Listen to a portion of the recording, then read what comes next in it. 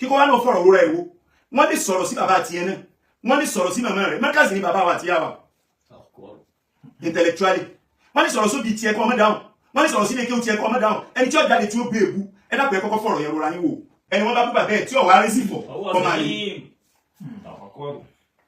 níjọ́ tí jà pa bàbá wa Maulana Sheikh Kamaluddin Al-Adabi El-Mufti ọlọ́mọba wa kẹwọn bá àròjò kẹjọ àgbàríkà sí ibùjí wọn bájẹ tí wọ́n fi ilé ọba ìjẹ́lẹ́lẹ́ níjọ́ tí jà dú bàbá wa nìpọ̀ pẹ̀lú àfáà kan àfáà àgbà lẹ́kọ̀ọ́ ìní dákọ̀ ẹ̀ kókó kan sí sàrà bàbá wa Sheikh Adam wọ́n rí jàmbá ni wọ́n fẹ́ ṣe fún Sheikh Kamal yìí wọ́n fẹ́ yàn wọ́n jẹ nìyí lóòótọ́ Sheikh Adam yìí sọ ọmọ kí o Sheikh Kamal bàbá wa Sheikh Kamal láwọn ọmọ kí o tí wọ́n jẹ́ kibar tí wọ́n jẹ́ Amẹ́ríkà Sheikh Adam sínú wọn tó ń ta sínú wọn Sheikh Adam rí pé ó yẹ kí n dúró ti òótọ́ nítorí pé wọ́n fẹ́ yan bàbá wa Sheikh Kamal jẹ ní Sheikh Adam fi gbé náà wojú àfáàgbà yẹn ṣebí bẹ́ẹ̀ ni Sheikh Adam ti ń sọ wípé kúsímìn asani mayeru kukaya fata inna shakiya bishaqawati mu'lamun ya man yusamma bil kamali min al wara bàbá wa Sheikh Kamal ni Sheikh Adam kí n jọ náà ya man yusamma bil kamali min al wara la yakrabuka min dhalilin yurfa'u bàbá Sheikh Adam wò pé Ìlọrin jọ ni wá àfáà jọ ni wá ní ṣe wá lajúlẹ̀ ká tó wá sọ pé mi tó jẹ́ pé gbogbo mímọ̀ tí mo gbé káàkiri ìmọ̀ Markazi ni ló fi tọ́ ní èéfín ṣẹ̀ṣẹ̀ tí wọ́n bá ń bú Markazi pàápàá jùlọ zulman wọ́n ọ̀dọ̀ wa náà kọ́ Markazi ọ̀tara ibi tẹ́ ẹ dúró sí tẹ́rọ pé mo dún Markazi ṣìnà ẹ ti ṣòfò ń bẹ̀ ṣòfò tí mo wí ń bẹ̀ kìí ṣépè mi ò ṣépè pọ́ǹtì kẹta ni mo rán gbogbo ẹni tí bá wọn wo wá sí mi ẹ rí i pé mi kìí ṣépè ẹ challenge mi ẹ lọ mú bí tí mo ti ṣépè wá mi kìí ṣépè bó tiẹ̀ jẹ́ pé a rí kánrin àwọn èèyàn nínú àwọn Ikhwan èmi ò ní pè wọn lórúkọ tán pè wọn tọrọ ọ̀rọ̀ tí mo ń sọ ìpè sọ̀rọ̀ ìjà ọ̀rọ̀ tàfáwù ni ọ̀rọ̀ àgbọ́yé ni ọ̀rọ̀ àtúnṣe ni ọ̀rọ̀ kájọ kan padà ni tí ó ràn wá lọ́wọ́ ní mùsàmù wa tí ó sì ràn ẹ̀sìn wa lọ́wọ́ bá àbájọ kan tá a lọ rédèrèdè ṣàṣàrà màzára àwọn ọ̀tá wa nínú ẹ̀sìn wọ́n fi wa wọ́n gẹ̀ẹ́tì wa wọ́n fi wa ṣe ẹ̀yẹ èmi ò pèpè lọ bí tẹ́fíkọ̀ mò ń pèpè lọ bí wákàtí àti wíhàn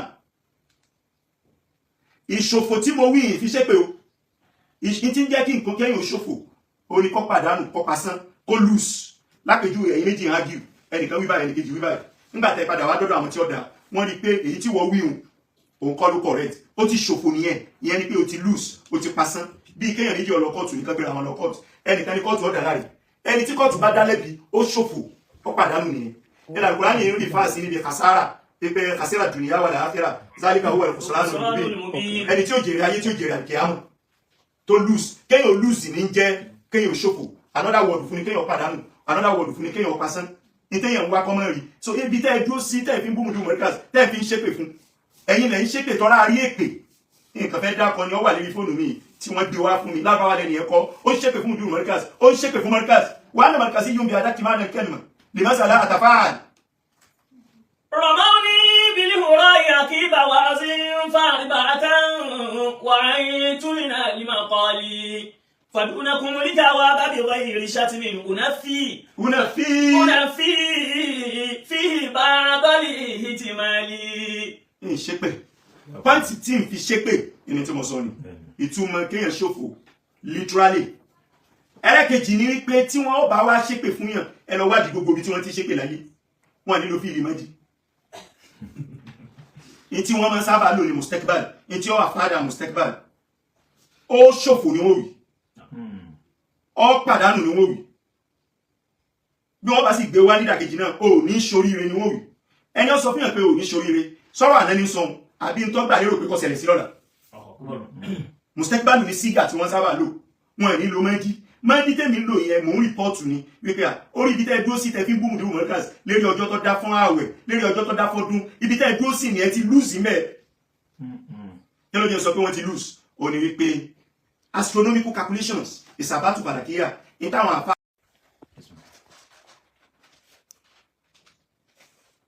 bismillahi musta'an wa alayhi tuklan wassalatu wassalam ala atamman al-akmalan الأعزان الأشرفان الأبجلان الأطيبان على ذلك النبي الأمي صاحب الوجه الأنور والجبين الأدرب محمد صلى الله عليه وعلى آله وأصحابه وسلم تسليما كثيرا وعلينا معهم أجمعين gbogbo ẹ̀yin olùwò wa olùtẹ́tí sí wa nítòsí wa barakatuhu. Wa alaikum salam wa rahmatullahi wa barakatuh.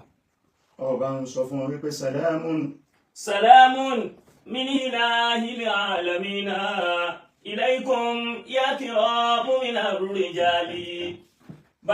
Mo fẹ́ ṣe yìí ó ní pé a ṣe lecture kan bóyá bí ọ̀sẹ̀ kan àbí kò jù bẹ́ẹ̀ lọ díẹ̀ sẹ́yìn ní ìsàlẹ̀ àjàsá nígbà tí bàbá wa dáadáa kan níbẹ̀ bàbá wa Abdulkarim Dogo nígbà tí wọ́n ṣaláìsí lecture tarahum yẹn mo wá ń ṣe é lọ wípé béèyàn bá kú tó ti kó ṣe jẹ́ pé ikú jẹ́ ìbànújẹ́ níbi ikú èèyàn á tún máa rí tó jẹ́ oore ó ti jẹ́ pé oore yẹn oore kan tó jẹ́ pé ó níbi tó mọ ni nínú oore yẹn náà ni tí ṣẹ̀rí àgbékalẹ̀ òkú tó bá kú tó bá lọ́mọ àbáwọn ẹlòmíì tí ṣẹ̀rí àsọ pé wọ́n lè jogún ẹ̀ wọ́n jẹ nǹkan báyìí lógún tí wọ́n bá jẹ lógún yẹn tí bá ń jówó tí bá ń jẹ́ property oore ni fẹ́ni tó jogún àmọ́ Yorùbá ní ẹni jogún ò tó ẹni tó gún gbé ló jẹ́ sọ wípé oore òní ó níbi tí ó ṣe kíni ó níbi tí ó mọ̀ wọ́n lè sọ̀rọ̀ pé nínú tẹ́lómi ọmọ kàkún oore ẹnìkan bá kú tó gbọ́ tó bá mẹ́ni ẹ̀kọ́ ta lọ jẹ́ sóhun yóò máa dùnú pé báríkà mọ̀ wà relieved ọ̀tá mi lọ eléyìí ni ó tó dùnú nítorí pọ́tà kò lè tán fún yàn tẹ́yìn kú láyé àyàfi tẹ́niyàn ọ̀bá ga àbí tí ọ̀bá gbèrò àti ga sí ibẹ̀ ni mo ti wá mápèjúwe Mudirul Markaz wa wípé ẹwọ bàbá wa Sheikh Adam bí wọ́n ṣe lọ́ta tó ogbó ọ̀tá Sheikh Adam Mudirul Markaz wọ́n ti jẹ́ kí wọ́n yẹn rí tiẹ̀ àwọn tó ń bá Sheikh Adam sọ̀tà wọ́n ti gbé àdáwà yẹn lórí Mudirul Markaz Mudirul Markaz náà tún ti wá ní ọ̀tá míì kẹrin wọn gbọ́dọ̀ mọ́ lọ́ta àṣeyọrí jáde látọ̀dọ̀ wọn gbogbo àwọn tí wọ́n fojú wípé ìbọ̀lọ́ba dé Ọlọ́run ní kí wọ́n mọ̀ wà disappointed èyí tó tiẹ̀ wá tóbi jù akbaru shahidin ala hadha fi hadhihi al-awqat ar-rahina òun náà ní Nàìjíríà lórí tàṣíṣù Jami'atul Markaz tọ́lọ̀ ń fi Mudirul Markaz ṣe kò ń gẹ kíkì níyàn bẹ̀rẹ̀ tí ń fi jẹ́ pé wọ́n ṣe kúnṣẹ́ rí tí bàbá wọn ṣe ṣérù yẹn lèyìn onímọ̀ lọ́ta lélérí ibẹ̀ yẹn ni mo ti lọ ni mo wá sọ̀rọ̀ débi ọ̀rọ̀ oṣù rírí fún ọdún àwẹ̀ ọdún ìtúnu tí a ṣe parí mo wá ní ẹ wò báwọn èèyàn ṣe ń bú wọn nígbà Mudirul Markaz dá ọ̀rọ̀ oṣù tí wọ́n dá ọ̀rọ̀ ọjọ́ tó jẹ́ pé pẹ̀lú mọ̀ ni wọ́n fi dá astronomical knowledge táwọn afáà sì gbà wọlé ẹ̀nà gbọ́dọ̀ àwọn ẹlòmíì ṣépèlé wọn tó pọ̀ bọ̀háyà ibẹ̀ yẹn ni mo lọ àṣewàṣe wa kó ń bẹ̀ àwọn ará àwọn èèyàn tí wọ́n kọ́mẹ̀ntì gẹ́gẹ́ bá ṣe máa ń ṣe so àwọn èèyàn bẹ́ẹ̀ bú lọ rẹpẹtẹ àmọ́ alhamdulillah gbogbo ẹ̀yin tọ́lọ́run tà nẹ́bì tẹ́ ẹ jẹ́ olólùfẹ́ tẹ́ ẹ sì dúró ti òótọ́ bí wọ́n ṣe ń bẹ́ ìbúlẹ̀ ń dá wọn lóhùn bí wọ́n ṣe ń bẹ́ ìbúlẹ̀ ń dá wọn lóhùn bí wọ́n ṣe ń bẹ́ ìbúlẹ̀ ń dá wọn lóhùn Ọlọ́run ti sọ wípé kalimatul haqq takunu da'iman fi mawqif al-awliya mo wá wo díẹ̀ nínú àwọn ọ̀rọ̀ tí wọ́n ní wọ́n sọ wọ́n á rí pé etí ọ̀tẹ̀ ni wọ́n fi gbọ́ tí wọ́n bá fi etí ìfẹ́ etí àjọṣepọ̀ etí ipọ́ kan náà ni wá tó sì jẹ́ pé òun ni ó pe wa ní mùsàmà ní ó pe àwùjọ mùsùlùmí tí wọ́n bá fi etí yẹn gbọ́ ni ibi tí wọ́n tà wá sọ́là sí fẹ̀lẹ̀ wọn kò bá wọn à ní tà wá sọ́là síbẹ̀ wọ́n á rí pé ó yẹ ká ṣàlàyé àwọn pọ́ìntì kọ̀ọ̀kan bíi mẹ́ta àbí mẹ́rin wá bá ń ka orin mi tí mo fi sọ wípé ní tí wọ́n ṣe ní tó bí àlàyé tá a fẹ́ ṣe. Rọ̀mọ́ni bíi wúrọ̀ yìí àti ìbáwáṣí. Wúrà ọ̀rọ̀ tí ọ̀dà tí ò nítumọ̀ kọ̀ láàyè lọ́dọ̀ ọlọ́pọlọ ọ̀rọ̀ sàkáfà ẹni wọ́n ń pè ní wúrà nígbà ṣe wá sí tí mo wí tán àwọn kan náà àwọn èèyàn wọ́n jurú ọ̀rọ̀ bẹ́ẹ̀ yẹn sí mi. Rọ̀mọ́ni bíi wúrọ̀ yìí àti ìbáwáṣí fárígbà àtàrùn wàhálì túmínà ẹni máa kọ́ ni. inú ọ̀rọ̀ tán wá sọ ni mo mú mẹ́rin mo kàn fẹ́ ṣe àlàyé lé lórí èmi ò wá ta láti jà mo fẹ́ ṣàlàyé ni dialogue la need láti yanjú tí ń bá ń fa ìṣkáàl ní mọ̀ṣámà. Fadunakum al-jawaba bi ghayri shatmin. èsì mi àlàyé mi lérí ọ̀rọ̀ mẹ́rẹ̀ẹ̀rin mi ẹ̀nà ni mo wá gbé wáyé biduni shatmin kò sí ègún bẹ́ẹ̀ o àlàyé ni. Fadunakum al-jawaba bi ghayri shatmin unafi fihi ba'da al-ihtimali. ba'da al-ihtimal àwọn ọ̀rọ̀ tí ọ̀dá lójú probabilities ten one fin picky conclusion mo fẹ́ lé àwọn ọ̀rọ̀ yẹn dànù mo fẹ́ ṣàlàyé tí ó jẹ́ clear sí mi. alákọ̀ọ́kọ́ nínú ọ̀rọ̀ yẹn ó ní pé wọ́n ní mo sọ wípé Mudirul Markaz tó ọmọ gbogbo kéwú tán wọ́n wá takò pé kò possible wọ́n wá mú àyà kan wá wa ma utitum minal ilmi illa qalila. tó wà ní Suratul Isra mo rò pé verse 85 Bismillahir ní rahmanir Suratul Isra ń bọ̀ rahim. pàtíkà àyà tí wọ́n mú wá yẹn wípé wọ́n fi support ká wọ́n sì lè sọ pé Mudirul Markaz tó ọmọ gbogbo kéwú tán èsì mi lórí àlàyé mi lórí ẹ̀ ní pé kí wọ́n fọkàn fẹ́ kan etí ìfẹ́ kan fi gbọ́n tí mo fẹ́ sọ yìí èèyàn lè mọ gbogbo kéwú bẹ́ẹ̀ ni àmì yóò lè mọ gbogbo nǹkan èèyàn sì lè mọ gbogbo mímọ̀ àmọ́ kéwú mo ti jà záà kéwú nínú ọ̀ràn mímọ̀ kí ní kan bẹ̀ tí ń jẹ́ kéwú mo ti jà záà rẹ̀ hukumu tẹ̀bọ̀n yìí dí ni tọ́ ifá tẹ̀bọ̀n yìí díyà apá kan gbogbo mímọ̀ pọ̀ ìwé ń bẹ ó dà nínú ìwé ẹ̀ka tó pọ̀ sáyẹ́nsì wà áàtì wà kíní kan wà iṣẹ́ ọwọ́ náà ara mímọ̀ so èyí sọ pé mùdírù mọ́ríkàsì tó ní gbogbo mímọ̀ èyí sọ báwọn mùdírù mọ́ríkàsì tó mọ gbogbo kéwú ẹ̀nà mọ̀ èyí lè mọ gbogbo kéwú tó bá kọ́ gbogbo kéwú tí ó sì jẹ́ni tí ń ṣẹ lọ́hùn tọ́lẹ́ ní tí bá ń ṣẹ lọ́hùn kó dàbí kéwú bá yé yóò padà mọ gbàgbé kéwú gẹ́gẹ́ bí táà fáwí fún wa nínú tàlímù mùtàlím tọ̀ríkọ̀ táà lúmi ṣàkótù ìláwọ̀ kí ń súnmọ́ ní fúsí fárúṣàdà ní ìlà tẹ́rìkì lè máa sí fa iná lè fúsọ̀ nùrù mi ní ìláyí wà nùrù láàyí láyúdà ní àṣì. ẹni tí ìbá ṣẹlẹ́ṣẹ̀ tó jìnà sẹ́ṣẹ̀ ọlọ́run lè bùn ní mímọ̀ tó bá sì mọ̀ ní tó bá kọ́yọ́ mọ̀ kò sì ní gbàgbé ẹ̀yin lè máa tì í sí wọn lọ́rùn wípé ẹlẹ́ṣẹ̀ ni ẹni tó ṣe báyìí ẹni tó wí báyìí gbogbo ń tẹ́ ìsọ nìyẹn tẹ́ bá fi tí ìfẹ́ tẹ́ bá fi tó ń gbọ́ ẹ rí wípé ọ̀rọ̀ tí ìlú mọ́ká ti sọ tí ń bí inú tẹ́ ń ká ṣẹṣẹ́ ni òun kọ́ ló sọ láyẹ̀kúnnà agbára mọ́ ń ta láfàdọ̀ bí yìí wọ́n ti kọ́lẹ̀ sínú tíra lọ́jọ́ tó ti pẹ́ òun ṣàlàyé ní táwọn àfáàjọ òun kọ́ ni kílẹ̀ ṣẹ rẹ̀ lórí ẹ̀ bí àṣàfó olórin nínú adab mákànnà zambu bàgídín àbí mákànnà zamba bàgídín méjèèjì ló lè lọ ara àárọ̀ jùlọ so káfí yẹn lẹ̀ mọ́ wá léyìn lè mọ gbogbo kéwú tó bá ké gbogbo kéwú èyàn lè mọ tó bá ké gbogbo kéwú lápèjúwe àyà tẹ́ mú àyẹn gẹ́gẹ́ tẹ́ bá wádìí sábàbù nùzúl rẹ̀ ẹ rí wípé tí wọ́n ń bi ànábì Muhammad sallallahu alaihi wasallam níbẹ̀ kìí ṣe téèyàn lè mọ̀ ọ̀rọ̀ kan nínú ọ̀rọ̀ gẹ̀bíyàtì ní téèyàn ò lè mọ̀ ìyẹn ò sí nínú kéwú tí mo sọ pé mo dúró mọ́tàzí mọ́ ní tó bá wà humanly possible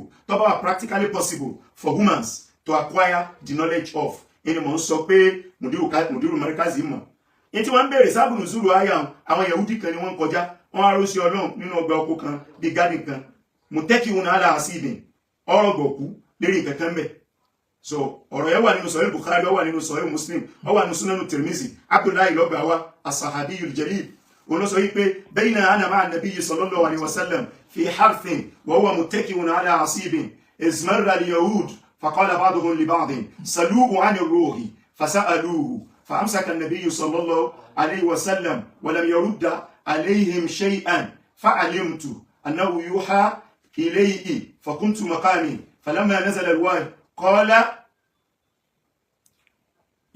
ويسألونك عن الروح قل الروح من أمر ربي وما أوتيت من العلم إلا قليلا àwọn Yahudi ni wọ́n kọjá lọ àwọn kan nu wọn ará Nábì ọ̀rọ̀ gbọ̀kú wọ́n á bi pé kí tẹ̀ ní jẹ́ rúhù afẹ́mọ́ nípa ti jẹ́ spirit ó ń ṣe Ọlọ́run wá dákẹ́ torí màá rí Ọlọ́run tí gbé wá fún nígbà ya Ọlọ́run wá sọ àyà kalẹ̀ wípé wọ́n bí ẹ nípa rúhù ẹ̀mí kí ní jẹ́ bẹ́ẹ̀ nítọ́ sọ fún wọn ni pé èyí ń tayọ òye èèyàn kó lè rúhù min amri rabbi àṣẹ Ọlọ́run mi lẹ̀mí Ọlọ́run nìkan ló lè takafala ló lè dáhùn ọ̀rọ̀ nípa rúhù àtúnfẹ́ ni tọ́lọ́n bá yọ̀ǹda fún mọ̀lẹ́ta lọ́mí rasuli wa ma utitu min al-ilmi illa qalila ọ̀tọ̀ lè mọ̀ tẹ́ẹ̀mọ̀ ìtẹ́ẹ̀mọ̀ pọ̀ gbogbo tọ́pọ̀ téèyàn ọmọ ni nǹkan ni mo sọ pé mo dúró mọ́ káàzì mọ́ in tó pọ́síbù kéèyàn ọmọ tọ́jẹ́ kéwú ọ̀rọ̀ rúwò sí nínú kéwú ọ̀rọ̀ géèbù ni ẹni Ọlọ́run bá bùn wọ̀n níyìn so ìyìn pàpẹ mọ́ra pé gbogbo mímọ̀ àbí gbogbo nǹkan ni mo dúró mọ́ káàzì mọ́ ok in tí ó jẹ mọ̀ bẹ́ẹ̀ tẹ́ ẹ bá wo tafsiri kí wọ́n ń pè Muhammad bin Ahmad bin Abdullahi al-Ansari al-Qurtubi tẹ́ ẹ bá wo tẹ́ ẹ wo al-mujallad al-khamis al-juz'u at-tasi' as-sifru thani page 237 àlàyé wá wípé wọ́n wádìí pé rúhù tí àwọn Yahudi ń bí àná Muhammad sallallahu alaihi wasallam irú rúhù wo gan ni a rí nínú ẹni tó sọ wípé malaika Jibril ni pé Jibril al-malak Jibril iná ni tí ń pè ní rúhù tí ń wádìí rẹ̀ lọ́dọ̀ Ànábì gẹ́gẹ́ bí Qatada sọ ẹ̀rọ rúhù káti ẹ̀mọ́ sọ àwọn Yahudi yẹn mí by rúhù tí wọ́n ń béèrè wọ́n lọ sọ wípé rúhù yẹn o malakun minal malaika lápú àwọn ní malaika kan ni tó yẹ pé ó ní ojú ní òǹkà tó ṣe déédéé 70,000 ìkọ̀ọ̀kan nínú ojú ni ahọ́n wà bẹ́ẹ̀bẹ̀ 70,000 láhán ni náà ìkọ̀ọ̀kan nínú ahọ́n ni èdè tí ń sọ 70,000 lòun náà màláíkà yẹn málàkù yẹn ó máa wá ń fi gbogbo àwọn yẹn pátápátá ó máa fi ṣe tasbih fún Ọlọ́run glorification àfọ̀mọ́ fún Ọlọ́run ọ̀rọ̀ tí wọ́n ní Sayyidina Ali continue débi pé ó ní wa yakhluqu Allahu min kulli tasbihatin malakan yatiru ma'al malaikati ila yawmil qiyamah wọ́n ní Sayyidina Ali ṣe kíni ọ̀sọ̀ báwọn wọ́n ní Gásínàwí òun sọ wípé màlákù táwọn Yẹhudi ń béèrè lọ́wọ́ Ànábì ó ní kíni òun náà ní jundun min junudillah lahum aydin wa arjun wa hum yakuluna ta'am àwọn ọmọ ogun kan ni wọ́n lọ́wọ́ wọn lẹ́sẹ̀ wọn a sì máa jẹun màlákù yẹn onírúurú táwọn Yẹhudi ń béèrè àwọn kan wíbáni àwọn alù tàwíl wọ́n ní rúhù táwọn Yẹhudi ń béèrè òun náà ni àrúhù lẹ́sí yẹkúnù bí i hayatul jasad rúhù tí ó wọnú ara téyàn ó fi jẹ́yàn wọ́n ní rúhù tí ń béèrè nù àwọn alù nazar àwọn ní rúhù tí ń béèrè òun náà ni kí ni kẹfíyàtù rúhù tí ẹ̀mí bá wọnú ara tán bóòlù ẹ̀mí ẹ̀ ṣe máa ń lọ bóòlù ṣe máa ń bọ̀ kí ni mánà bó ṣe máa ń wà active wà mọ̀sílápù kí láàyè rẹ̀ ń bo ní ìgbà kọjá wọ̀tísọ́lù hayati bíi bóò ni ìṣẹ̀mí ayé ó ṣe rọ kiri kí ni relationship connection tí ń bẹ láàrin rúhù àti ìṣẹ̀mí ayé wọn láwọn nǹkan yẹn ni wọ́n fẹ́ ṣe kí ni wọ́n fẹ́ béèrè ẹgbà táwọn alùn nazar tí wọ́n wá sọ bá nǹkan wọ́n wá gúnlẹ̀ wọ́n wá ní wàhádà má la ya'lamu sí wallah eléyìí tá a wá wí o kò sẹ́ni tó lè mọ̀ àyàfi kí ni àyàfọ́lọ́hun wọ́n wá ní kí ni reason ni wípé Ọlọ́run fẹ́ fi hàn ènìyàn ajizu an ma'rifati haqiqati nafsihi ma'a ma'rifati wujudi nafsihi ọmọ ènìyàn ò lè mọ̀ kí ni pàápàá ti ń jẹ́yàn lára ẹ̀ kí ni jẹ́ rúhù lára ẹ̀ nítorí pé tọ́mọ ènìyàn bá ti gbà kóhùn ò lè mọ̀ ìyẹn yóò jẹ́ ó dá lójú pé haqiqati kulli illahil khaliq pàápàá kí ni jọ́lọ́hun kò lè mọ̀ so kí ni mo fẹ́ lò níbi ọ̀rọ̀ yìí ni wípé ọmọ ènìyàn lè mọ̀ gbogbo kéwú èyí sọ pé mojú mọ̀ká sì mọ̀ gbogbo mímọ̀ èyí sọ pé ọmọ gbogbo nǹkan èyàn lè mọ̀ gbogbo mímọ̀ èyàn lè mọ̀ gbogbo kéwú èyí sọ pé ó lè mọ̀ gbogbo ó lè ní gbogbo mímọ̀ èyí sọ pé ó lè mọ̀ gbogbo nǹkan Ọlọ́run ọba nìkan ni ló lè mọ̀ ẹ̀là Al-Qur'ani rìn fáàsì níbi tí Suratu Kini níbi tí sọ wípé وكنا بكل شيء عالمين عاصفة تجري بأمره إلى الأرض التي باركنا فيها وكنا بكل شيء عالمين gbogbo nǹkan lọ́lọ́run lè mọ̀ kulli shay'in kan ni mo sọ pé mo dúró markazi mọ́ mọ́ alẹ́ yẹn lè mọ̀ gbogbo kéwú tó bá kọ́ gbogbo kéwú tó sì farabalẹ̀ pẹ̀lú ẹ̀ lápèjúwe nísìn ká gbé lórí basata tá a bá sọ̀rọ̀ kéwú á sọ̀rọ̀ logawiyat náàwù kankan á sọ̀rọ̀ adabiyat á sọ̀rọ̀ diniyat á sọ̀rọ̀ ishmaiyat bí akhlaq nǹkan kan bẹ́ẹ̀ kí ni nǹkan tó rújú téèyàn lè mọ̀ bí gbogbo yẹn kò sí tó rújú téèyàn lè mọ̀ bí gbogbo ẹ̀ wájú fún ọ lápèjúwe ẹni táwọn èèyàn gbà wípé ní ọmọ ọ̀pọ̀lọpọ̀ kéwú àbọ̀mọ gbogbo kéwú nínú wọn oná nìkan ni ó ní bàbá wa Ahmadu Rufai Òkè Àrẹ Ọlọ́run bá wa kẹ́ wọn tí wọ́n papòdà ní 1971 December ni wọ́n papòdà lẹ́yìn zuhuri Shawwal níjọ́ náà lọ́n di 21 bàbá yìí òun ni bàbá wa Rọ̀yísù ní kọ́bà nísìn Dr. Yusuf Juma Ilala Ọlọ́run járe wọn pẹ́ ni wọ́n rí fáàsì nínú rìsálà lísẹ́ǹsì wọn tí wọ́n ṣe ní Kánò ní 1979 tátà ìṣọ́ráfi late Professor Adina Ibisuwe wa Haruna Rashid Yusuf wọ́n sọ ní page 1 nígbà tí wọ́n sọ̀rọ̀ nípa tẹ́rjámà Ahmadu Rufai Òkè Àrẹ wọ́n ní قلما يوجد في القرن التاسع عشر الميلادي في المجتمع اليورباوي النيجيري من كان أبوه وجده الأول والثاني والثالث مسلمين بالتسلسل wọ́n ní bàbá yìí Ọlọ́run ṣoore fún ìtí ọ̀pọ̀lọpọ̀ èèyàn Ọlọ́run ṣe fún ilẹ̀ Yorùbá ìkáwárí ẹnìkan kó jẹ́ mùsùlùmí kí bàbá rẹ̀ jẹ́ mùsùlùmí kí grandfather rẹ̀ alákọ̀ọ́kọ́ grandfather rẹ̀ ẹlẹ́ẹ̀kejì grandfather rẹ̀ ẹlẹ́ẹ̀kẹta kí wọ́n jẹ́ mùsùlùmí ọ̀wọ́n torí pé bàbá tó bí bàbá ìwé ni Bello bàbá wa ti jẹ́ Bello ni Mufasiru àgbà nìbàdàn lásìkò ìmáàmù Haruna Mọ́tẹ̀mí títí di àsìkò ìmáàmù Muhammadu Bello ọmọ Yusufu náà kojú mo rò pé sàkáání 1922 sí 35 sí 1940 ni bàbá tó bí inú ni directly bàbá wa Bello bàbá tó bí Bello ó ní tani ó ní Usman bàbá tó bí Usman òun náà alhakimu mahali ni gbogbo àwọn àfáà máa wá bá olùbẹ́lọ́n ni bàbá bẹ́lọ́n tógun bá dé òun yóò ṣàdúrà fún wọn tí wọ́n fi wín ní ogun ìyẹn ní Usmanu tó bí àfáà Ahmadu Rufai Òkè Àrẹ ẹni tó tún bí Usmanu yẹn ní Abdulkadir yẹn àfáà lòun náà Mufasiru ní Ìsẹ́yìn ẹni tó bí Abdulkadir òun ní Musa ní àfáà ní dáhìn ni ìní Sheikh Yusuf Juma bí sọ wípé bí tasalsul ó ní àwọn àbá àkùràmá wàjìdá tọ̀jìbùn tó já sí wípé mùsùlùmí ni wọn bàbá yìí wà mọ́lógà bàbá ìmọ̀ kíni ọmọ ìdìníyà ti dìbí ọmọ ìṣìmọ̀yà ṣàwáìdù sí wà lérí ipò ọmọ gbogbo ẹ̀ ní lérí ipò ọmọ lógà bàbá ìkọtíra méjì alákọ̀ọ́kọ́ ń bẹ̀ ìbátùlù mọ̀lá fi máa rí fati bàyánilá orin ni wọ́n fi kọ́ délẹ̀ alálìmọ̀ àání fi ń kàlámì tẹ̀jí ìwòlá tẹ̀kúlù ní náyí iná àtàkà mùkọ́bìnà lẹ́àmúrí yòókọ́ lójúrí fúlánẹ́ àṣà àní wátẹ̀lẹ̀ àádìlá tẹ̀dìríbù mẹ́bàdì yìí wà lá wọ́n kọ́ lọ bẹ́ẹ̀ nínú tíra àkọ̀wáìdù tí wọ́n tún kọ òun náà ní kíni òun náà ní Fathul Latif al-Khabir àbí Tuhfatul Latif al-Khabir fi nasb Khatimatil Misbah al-Munir àfáà kan ló kọ tírà tí wọ́n ń pè ní al-Misbah al-Munir orúkọ rẹ̀ ní Ahmad bin Muhammad al-Mukri al-Fayyumi bàbá yìí wá sọ násìrù yẹn dórin mímọ yubarhim lórí jáúdà àwọn fi al-qawaid lórí jáúdà àwọn fi al-ata' al-adabi lẹ́yìn yẹn bàbá yìí tún ní shahid tí ń júwe wípé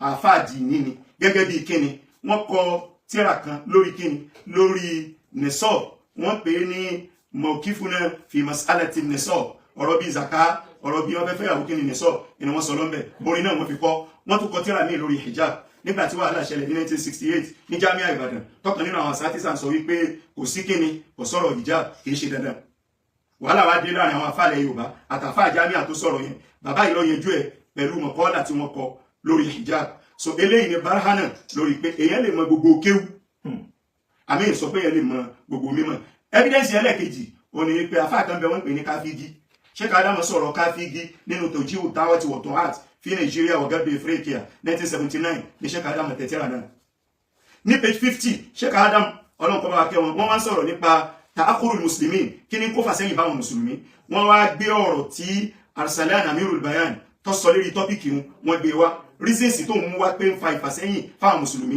wọ́n gbé wá bí reason méje tíra Amirul Bayan yẹn Arsalan òun ni kíni limaza ta'akhkhara al-muslimun Amirul Bayan Arsalan tún wá rí tí Abdurrahman ibn Khaldun tọkọ nígbà tí ń ṣe tàrájúmọ̀ àwọn afá ọ wá báṣẹ́dé rí tẹ́rjámà afá tí wọ́n ń pè ní káfígí ẹnìkan sì ti kọ́kọ́ ṣe tẹ́rjámà káfígí ẹni wọ́n ń pè ní Sayuti afá ni bá àbárí mọ́kọ́ dédé tẹ́rjámà káfígí tí Sayuti gé wá Abdurrahman ibn Khaldun ọkọ̀tà bá náà rẹ̀ ní ó àdọ́pì ẹ̀ òun náà gbé kalẹ̀ nínú tàríkù rẹ̀ wípé eléyìí ni tẹ́rjámà káfígí nínú tó wá jáde ń bẹ̀ nínú tẹ́rjámà káfígí òun ni wípé huwa rajulun sahihul aqida hasanul i'tiqad fi sufiyya muhibbun li ahli al-hadith karihun li ahli al-bid'ah Sayuti continue lọ ó ní lazamtuhu 14 sana fama ji'tuhu min marra إلا وسمعت منه من التحقيقات ما لم أسمعه قبل ذلك فقال لي ذات يوم ما يعرب زيد قائم بس هو سوى ما يعرب زيد قائم méjèèjì náà lọ́lọ́ kí ni àfáà yìí ṣe àyú ti sọ pé òun dún ní mọ̀ òun mọ́ ṣàǹfààní bẹ́ẹ̀ òun wá débẹ̀ ìjọ kan ó béèrè wípé ṣe rọ́bù Zaidun qa'im fún mi ó gbọ́ láti mọ̀ pé mútàdá àti làbárí ni kò jù bẹ́ẹ̀ lọ káfígí wá sọ fún wípé ní à sírnà ila maqami sigar law bada'na nas'al an dhalik ọ̀rọ̀ àwọn kéékèèké ni rọ́bù Zaidun qa'im tí èyí ni wà ní mọ̀ ní àfáà yìí wá sọ fún wípé Zaidun qa'im lérí ẹ̀ mọ́ mọ́ Zaidun qa'im lérí ẹ̀ mọ́ mọ́ kọ̀díyà 113 mia wátàlásù àṣàrátà báthan ìlọ̀ ọmọ lérí ẹ̀ àfáà wá sọ fún wípé láàkúnmù mi náà zàlmẹ́tìlì ìní dìde ní àyí hátà astafida minha títí tó fi sọ tí ń ṣàǹfà níbẹ̀ fàákùnrajà lẹ́kú tẹ̀bìkìrátà ọba dénú tíra tọ́wà afásìdì akọ yanyan nígbà tó lọ́kàn pé mo fẹ́ mọ gbogbo mímọ̀ tó bá sẹni tí ó fẹ́ mọ gbogbo mímọ̀ ni ẹnu ẹyọ kan tó mọ̀ ní mútàdá àti làbárì ó ti tó àpèjúwe inú lórí pé tí ẹ̀ bá ráyè tó farabalẹ̀ láti kọ́ gbogbo mímọ̀ yóò mọ gbogbo mímọ̀ nínú mọ̀ tó wọ́n jù náà ni mọ bó láti oróṣù afẹ́sọdún ni afẹ́ṣàwẹ̀ ni afẹ́sọdún ni ọlọ́run bùn mùdírù mọ̀ríkàsí bọ́lọ́run bá bùn wọn ní ẹwọ́jọ́ tí wọ́n ti ń dà pẹ̀lú mọ̀ pẹ̀lú òye ni kò fẹ́ẹ̀lì èyí tẹ́ ló fẹ́ẹ̀lì náà ní tí ó jẹ́ mọ̀ pé ò fẹ́ẹ̀lì ẹ wo iye ìlú nílẹ̀ Lárúbáwá tó ẹ péjọ tí mùdírù sọ pé wọ́n sọdún iná ni wọ́n sọdún ẹjẹ́ àfìfẹ́ jọ bára wa lò gbogbo wa pátápátá kò sẹ́ni tí ò ní góòlù lára ìwọ tó wáyé pé góòlù tiẹ̀ nìkan ni wọ́n fẹ́ rí òrí góòlù ara ẹlòmíì ẹlòmíì náà ò ní rí góòlù tiẹ̀ báyìí la lè ṣe títà ayúṣu sílmi tí ó fi wà wàlẹ́sì kúntù àrùjú ilé yìí wàlẹ́dì kúntù àbọ̀ olè ọdún fi àwọsọ́pìnà fi bìládì Yorùbá fi Nàìjíríà ọlọ́nkọ́ bá ṣe kíni ọlọ́nkọ́ bá wà kápá rẹ̀ ọ̀ká orin ìtọ́nà ìjámà tó bí báyà nù kí n sinmi díẹ̀. رموني بالهرايات بوازين فأربعة وعيت من المقال فدونكم الجواب بغير شتم أنفي فيه بعض الاحتمال أنفي فيه بعض الاحتمال. ọ̀rọ̀ ẹlẹ́ẹ̀kejì mo sọ wípé àwọn Saudi jáde wọ́n láwọn ṣe mistake ríran ṣe mọ́ ọ̀rọ̀ yóò tó bá wọn tó bá jẹ́ pé ẹ̀mí ìfẹ́ ọkàn fẹ́ etí ìfẹ́ la fi ń bára wa lò la fi ń gbọ́ ọ̀rọ̀ táàjọ ń sọ tí mo bá láwọn Saudi jáde mo ti sọ ń tọ́ yẹ kó nílà káyọ̀ fi mọ̀ wípé in tí ìṣeta kíkú ọ̀rọ̀ yẹn mo dìde wọ́n fẹ́ gbé máìkì lé mi lọ́wọ́ ọ̀kan náà àwọn sàdá ti wa ajá Abdul Qadir onílé márùn ó rí mẹ́sẹ̀jì kan tó wúrí fóònù ẹ̀ immediately ó gbé fún ajiwa Abdulwasi Àtàìṣe Jackman ìyẹn náà gbé fún mi immediately edin tó sì wà ń bẹ̀ ní 2025 báwọn Saudiya jáde mo wá sọ lọ́rọ̀ nítorí wípé àkọ́kọ́ táwọn Saudiya ó jáde kan ìwọ tó ránṣẹ́ lórí pé bí Saudiya ó jáde lọ́dún ọ̀dà àwọn ò jáde lọ́dún ṣé wọn jáde bẹ́ẹ̀ náà ni wọn jáde rí tẹ́lẹ̀ kí ló dé tó yanjú tó jẹ́ wọn jáde kàkọ́kọ́ ni ẹni ó bá ti jáde rí tí kìí ṣe ẹ̀kan tí kìí ṣe méjì tí kìí ṣe mẹ́ta bọ́rọ̀ kan bá fẹ́ wá lórí pẹ́ni yẹn tó ti jáde alákọ̀ọ́bù kún almuhtamal alqawi ó ní pé ẹ̀mí ọ̀fẹ́ lọ bí pé òótọ́ ni nítorí pé wọn ò ṣẹ̀ṣẹ̀ mọ́ ṣe bẹ́ẹ̀ wọ́n ní kinní kan kò já bí o bá ṣe sọ kò já mọ́ kú kinní kan ẹ̀mí ọ̀fẹ́ lọ bẹ̀ pípẹ́ bẹ́ẹ̀ lórí so wọ́n jáde rí náà wọ́n lè jáde lórí eléyìí gbà mọ́ padà sí research mo rí wípé ibi tí mistake bá ti wáyé òṣìṣẹ́ tó tayọ mistake lámà súnmọ́ mí náà kátà Sheikh Misbah Zaituni tí ọmọ wọn ṣe padà láìpẹ́ ọmọbìnrin ọlọ́mọba wa kẹ́ ọmọ náà kọ́ dárú ẹ̀dùn àwọn náà kọ́ tíra yẹn lámà súnmọ́ mí náà kátà tíra ti pọ̀ bẹ́ẹ̀ ṣáájú káwọn tó kọ tiwọn pé kò sẹ́ni tó free níbi àṣìṣe wọ́n jáde rí tí kìí ṣe ẹ̀kan tí kìí ṣe méjì wọ́n nílè jáde lórí eléyìí nítorí pé ibi tí Saudiya ti máa sábà jáde ó níbi tí mistake yẹn bá gbé wọn débi pé wọ́n gba àwẹ̀ Ramadan tán wọ́n wá ka òǹkà Ramadan tán gbà ọjẹ́ 28 àbí wọ́n ka òǹkà Ramadan tí wọ́n gbà ọjẹ́ 31 ibẹ̀ yẹn ó ti fojú hàn gbangba wípé ẹ̀rọ ti wá torí pé lunar month ni wọ́n ń lò lunar month sì ní kò ní jẹ́ 28 kò ní jẹ́ 31 láìláì is either 29 or 30 so níbi tí wọ́n bá ti ka ọjọ́ àwẹ̀ tán gbà Ramadan tó bá kú sí 28 wọ́n jáde mẹ́wọ̀ irú rẹ̀ kọ́ lélẹ̀ nígbà mo padà ṣe research síwájú ni mo rí pé wọ́n ní jáde ní ilé kìí sì ṣe àbí tó bá jẹ́ 31 irú rẹ̀ náà kọ́ lélẹ̀ wọ́n ní jáde ẹ wá jẹ́ fín ní àpèjúwe kan tẹ́ fi mọ̀ wípé tó bá jẹ́ 28 or 31 wọ́n máa jáde ní 1984 ọ̀kan nínú àwọn sàdáàtì wa Sheikh Abdulsalam Ọláyíwọlá ìmáàmù rédíò Kwara tán ṣiṣẹ́ rédíò Kwara tí wọ́n ṣe rìtáyà tí ò pẹ́ púpọ̀ kọ́nà bá ṣàlékún dáadáa fún wọn wọ́n ń bẹ ní student ní Asia lọ́dún náà wọ́n pẹ́ ń bẹ dáadáa 1981 wọn lọ wọ́n sì dé professor kan ní 1994 wọ́n wá lọ wọ́n ṣe ìdàjíyà díẹ̀ wọ́n ṣe sànàwíyà bí rùn mọ́tìhà wọ́n dẹ̀ ṣe kíni wọ́n ṣe dirasa jamiya ní Jami'atul Azhar Kulliyatul Lughatil Arabiyya qismu Sahafati wal I'lam Shu'ba al-Iza'ati wat Television 1984 wọ́n lọ Saudiya àwẹ̀ ni wọ́n dé dán ọjọ́ tí wọ́n dé Saudiya wọ́n lọ ṣe umra wọ́n dẹ̀ dúró tó ṣe hajj ọjọ́ tí wọ́n débẹ̀ nínú àwẹ̀ ọjọ́ gangan làwẹ̀ di 28 Saudiya wá announce mákàmà wúlíà wọ́n announce wípé wọ́n ti róṣù aṣọ́dún ní ọ̀la lálẹ́ ẹjọ́ náà ni wọ́n tún sọ wípé ẹ̀rọ wà ó àmá aṣọ́dún lọ́la tá a bá wá aṣọ́dún tẹ ẹnì kọ̀ọ̀kan ká gbá àwẹ̀ kọ̀ọ̀kan padà ìyẹn jẹ́ kọ̀tọ́ example nu pé wọn a máa jáde so ẹni tí bá ti jáde bẹ́ẹ̀ 2012 náà gan mo rò pé wọ́n jáde bóyá 2013 bóyá 2014 pé ẹ̀rọ wà àmọ́ ibi tí wọ́n ti jáde ó ní ibi tí tàdájú wọn fún àyàmù Ramadan tí wọ́n gbà tó bá jẹ́ 28 àbí kíni àbí 31 ibẹ̀ yẹn ni wọ́n ti ṣe kíni ibẹ̀ yẹn ni wọ́n ti jáde ok ẹ̀yin tẹ́ wá múra kankan kágbé wọn jáde ẹ̀yin tẹ́ múra kankan tẹ́ sọ ibẹ̀ kíni ẹ wádìí kíni Badru Umaira sọ ẹ wádìí ọmọ ẹbọ ní Badru Umaira ẹ wádìí kí ló sọ nípa àwọn tí wọ́n láwọn róṣù Tùmẹ́rì náà ni wọ́n ti rí ibi tí wọ́n lọ tí wọ́n ti lọ dẹ̀dẹ̀ oṣù pọ̀ ọ̀pọ̀lọpọ̀ bí tí wọ́n lọ náà ni wọ́n sì ti rí wọ́n lọ Dammam wọ́n lọ Mẹ́kà wọ́n wà ńbẹ̀ wọ́n lọ Medina wọ́n wà ńbẹ̀ wọ́n lọ Sudair wọ́n wà ńbẹ̀ wọ́n lọ Tùmẹ́rì wọ́n wà ńbẹ̀ ọ̀pọ̀lọpọ̀ àyè ni wọ́n ti rí Tùmẹ́rì nìkan ni wọ́n láwọn ti rí lọ́tẹ̀ wọ́n sì ya fọ́tò oṣù yẹn níjọ́ Saturday 29 tí wọ́n láwọn rí ìjọ́ Sunday ìjọ́ kejì ni wọ́n tó ṣe kíni ni wọ́n tó ya fọ́tò yẹn so eclipse sì wà ń ta òfin tó sì wà ńlẹ̀ òní nínú falak animal falak òní wípé tí solar eclipse bá ti wà ń ta ìjọ́ gangan it is practically impossible kí wọ́n ṣe kíni kí wọ́n rí oṣù wọ́n lè rí lóòótọ́ kìí ṣe gbogbo àwọn àfáà lọ gba ilé ìwọlé àmọ́ àwọn àfáà pàápàá jùlọ in contemporary times ni wọ́n gbà wọlé nínú àwọn tí ò gbà wọlé tẹ́lẹ̀tẹ́lẹ̀ nínú wọn ni Abubakar Razi Bonali Razi tẹ́ bá wo Umdatul Mukri juziu alákọ̀ọ́kọ́ page 279 ó wà ńbẹ̀ pé kò gbà wọlé àfáà ni nínú àwọn Hanaf nínú àwọn tí ò gbà wọlé ọ̀nà ni Muhammad bin Abdullah al-Kharshi tẹ́ bá wo Sharh Mukhtasar al-Khalil ní volume 2 page 238 kò gbà wọlé ó kù bẹ́ẹ̀ nínú àwọn tí ò gbà wọlé Muhammad bin Abdullah al-Kharshi Shihabuddin bin Muhammad òun náà gbà wọlé tẹ́ bá wo Ibn Taymiyyah nínú àwọn àfáà Hanabila òun náà gbà wọlé ṣùgbọ́n àwọn gbogbo àwọn tá ń sọ pé wọ́n gbà wọlé lẹ́yìn mọ́sàbí Imam Ahmad bin Hanbal nìkan gbogbo àwọn záìbù mẹ́tẹ̀ẹ̀ta tá a ti dákọ̀ ṣáájú bá ń ṣe ń rí àwọn tá à ń dákọ̀ yìí tá à ń sọ pé wọ́n gbà wọlé là ń rí àwọn tí wọ́n gbà wọlé lẹ́yìn mọ́sàbí Imam Ahmad bin Hanbal nìkan láti rẹ́ni tó gbà wọlé àwọn àfáà wa ṣe groupings àwọn tí wọ́n gbà ká lo hesabatu falakiya ìyẹn ni astronomical calculations àwọn tí wọ́n gbà ká lo group méjì ni wọ́n àwọn kan bẹ old trend nínú àwọn àfáà John àwọn kan bẹ nínú àwọn àfáà ti sìn táwọn náà ṣe kíni táwọn náà gbà wọlé wípé ká lò nínú àwọn àfáà ti tẹ́lẹ̀ òun ni Mutarrif bin Abdullah tí wọ́n sọ yí pé ká gbà wọlé nínú wọn bákan náà òun ni Abul Abbas bin Ahmad bin Umar as-Suraj tí wọ́n sọ pé ká gbà wọlé nínú wọn bákan náà òun ni Taqiyuddin bin Ali as-Subki tí wọ́n sọ pé ká gbà wọlé àtàfáà wa tọ́ṣẹ̀ lọ ọlọ́ba wa kẹwọn Dr. Yusuf al-Qaradawi. رموني بالهراية بوازين فأربعة ورأيت من المقال فدونكم الجواب بغير شتم أنفي في بعض الاحتمال. kí ni reason táwọn tí wọ́n ní àmọ́ gbà wọlé ká má lo ìsàbátù falakiya astronomical calculations kí ni reason tí wọ́n fi sọ pé ká má lò níbi ìdájọ́ ọjọ́ tá a ṣọdún ààwẹ̀ reason tí wọ́n fi ní ká má lò ó ní wípé àdísì Ànábì sallallahu alaihi wasallam ó sọ wípé sumu li ru'yati al-hilal wa aftiru li ru'yati hadithun sahih la jidala fi sihhatihi.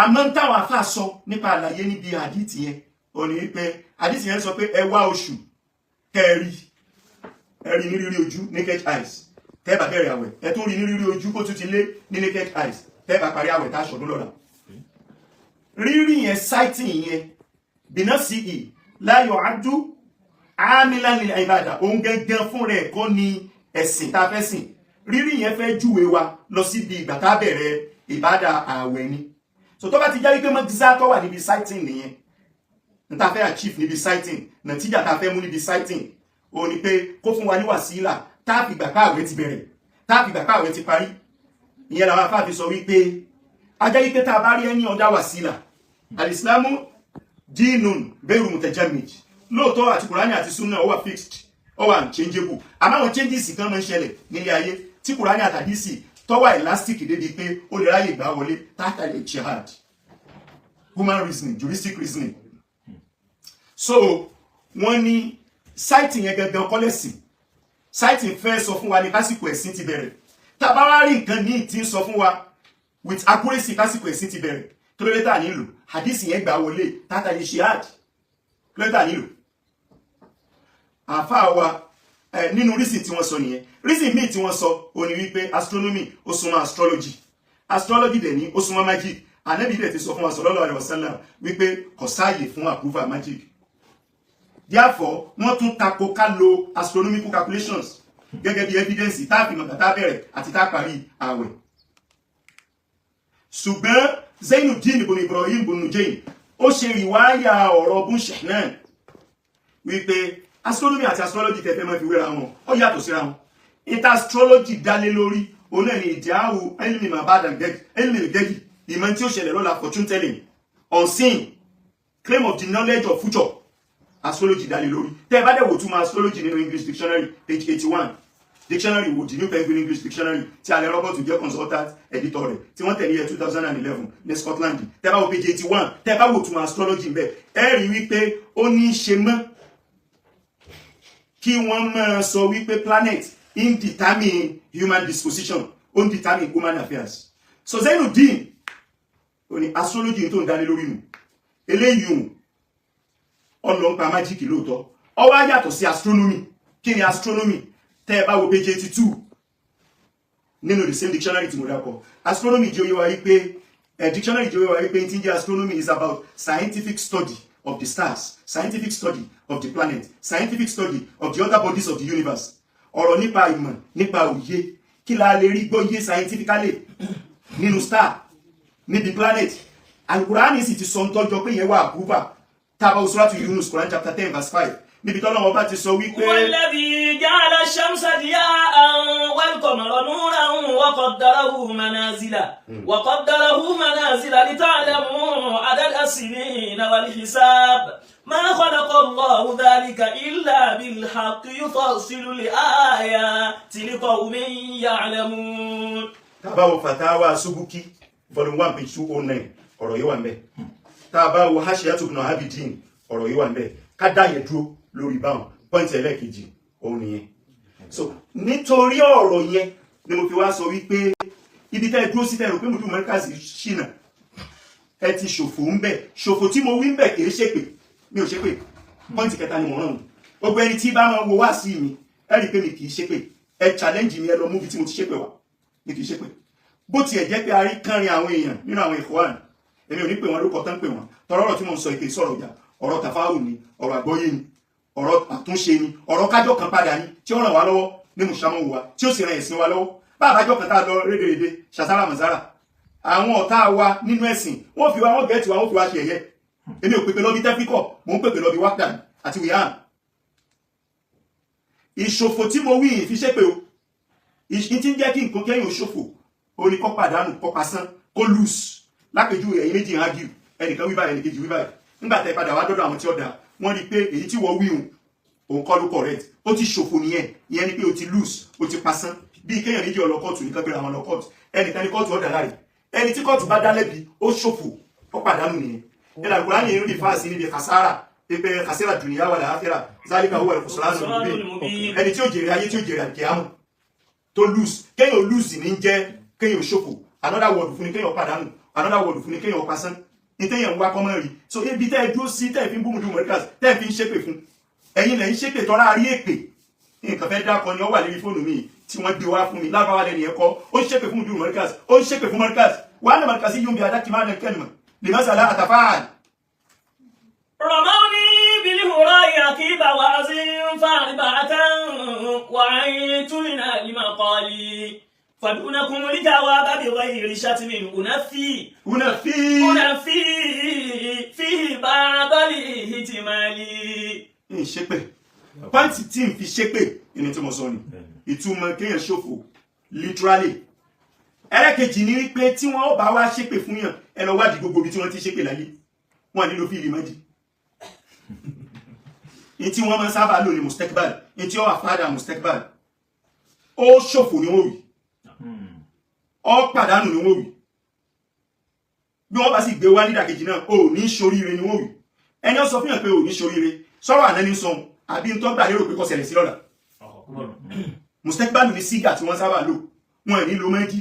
Mẹ́jì tèmi lò yẹn mò ń rìpọ́ọ̀tù ni wípé orí ibi tẹ́ dúró sí tẹ́ fi ń bú Mudiru Markaz lérí ọjọ́ tó dá fún ààwẹ̀ lérí ọjọ́ tó dá fọ́dún ibi tẹ́ dúró sí ni ẹ ti lùsì mẹ́. Kí ló dé sọ pé wọ́n ti lùsì? Ó ní wípé astronomical calculations ìsàbátù pàdàkìyà ní táwọn àfáà sọ pàápàá jùlọ ẹ lọ wo fàtáwà sùbùkì tí mo wí yẹn ẹ lọ wo ọ̀rọ̀ Ibn Abidin nínú haṣẹ àtú rẹ̀ ní táwọn àfáà sọ ni wípé níbi tí ọ̀rọ̀ astronomical calculations níbi tó dájú dé lẹ́nu anybody tó bá sọ pé òun róṣù tí astronomical calculation tó dé àwọn akásá rí oṣù lọ́jọ́ yìí ẹ má tẹ̀lé sighting rẹ̀ wà nǹkanná mina salihin kò possible kó róṣù. It's just like bí kéèyàn sọ wípé ọkùnrin lóyún ó wá lọ hospital ó wá bímọ kò possible. Ìtàwọn afá sọnù pé ẹ má gbàgbọ́ lóye sọ wípé à ibi tẹ́ wà ẹ ti lose. Another way to say it ni pé ẹ ti lose. So èmi ò ṣépè o to correct that impression mi ìdẹ̀ kì í ṣépè kódà mi ò sì tún ní ṣépè. Ń bọ̀ tí n bá fẹ́ ṣépè gẹ́gẹ́ bí ọmọ Markaz mo lè ṣépè ibi tọ́rọ̀ dúró nítorí kárí àwọn èèyàn ni wọ́n ń ṣépè fún Mudiru Markaz ni wọ́n ń ṣépè fún Markaz. Èsì ń bẹ nínú ẹ̀sìn kẹsọ́ọ̀sì ń bẹ nínú ẹ̀sìn lẹ́nu kan bá ṣe nǹkan fún olè ṣe padà kún fẹ́ kẹsọ́ọ̀sì àyàfi tí wọn bá ṣépè fún Markaz èmi sì ní ìyàpọ̀ sí Markaz gbogbo ẹni tí n bá ti ń ṣépè fún Markaz kí nìyẹn ti kàn mí so tí mo aláfitì ọ̀ọ́dì pé tí mo bá fẹ́ fèsì tí mo fẹ́ ṣépè mo lè ṣe àmọ́ ìṣépè nítorí pé peaceful conduct iná ní conduct mi peaceful bearing iná ní tèmi mo sì tún tẹ̀lé ayé Al-Qur'ani nígbà tí wọ́n pa Hamza lójú ogun tí wọ́n bí ànẹ́bí tá ànẹ́bí sàlámù sọ wípé dípò Hamza tó gun ní ìgbà pàápọ̀ pẹ̀lú àwọn Quraysh èèyàn mẹ́wàá nípàdé Ọlọ́run á dá sí pé iná akọ́bùtún fàákì búbi mi sí ma ń gbogbo tún yìí wà láyé sọ̀bárí tún àwọn àfẹ́gbẹ́ mi sọ mi rí fásibíir wà má sọ burúkú ayé ládìlá. So mo choose láti mú kí n má ṣépè tí mo bá ní mo fẹ́ ṣépè wọ́n ń ṣépè fún Markaz ilé kí ó wà ní ó sì kàn mí ẹlòmíì lè gbé ọmọ Markaz kọ́mọ kan kódà kí n rẹ̀ ọmọ ọdún kọ̀rọ̀ tí ẹnu ibi tí kó wá bá fẹ́ kọ́rọ̀ wọn já sí inú obìnrin tí ọmọ ṣe ẹlòmíì lè máa dunú kọ̀rọ̀ pé yẹ̀sẹ̀ bá ń fi náà wọn dáadáa mo fẹ́ kí Markaz yẹn lọlẹ̀ tẹ́lẹ̀ ibẹ̀ ló ti kéwù kò kéwù bò ní o èmi ọ̀sọ̀ tẹ́lẹ̀ yìí èyí tó wù èmi tèmi fẹ́ kíkì ń bẹ̀ òní wípé ibi tí mo bá rí pé mo lè defend Markaz kí n defend àmọ́ tó ti bẹ́ẹ̀ èpè tí wọ́n ń ṣe yẹn ní òṣẹ́ ìṣẹ́ lọ́wọ́lọ́wọ́ ìwà tó ní ṣe kíni tó ní ṣe. بيان الشيخ رضوان المحامي أتاكم فاسمعوه بلا ملال رموني بالهراء عقيب وازن فأربعة وعيت من المقال فدونكم الجواب بغير شتم أنفي فيه بعض الاحتمال أنفي فيه بعض الاحتمال. mo sọ lẹ́ẹ̀kan mo ní kò sí láì fi ń bi kí wọ́n ó ṣe nǹkan kan tí ọ̀dà sí Markaz kí n ta tọrọ ọmọ Markaz ni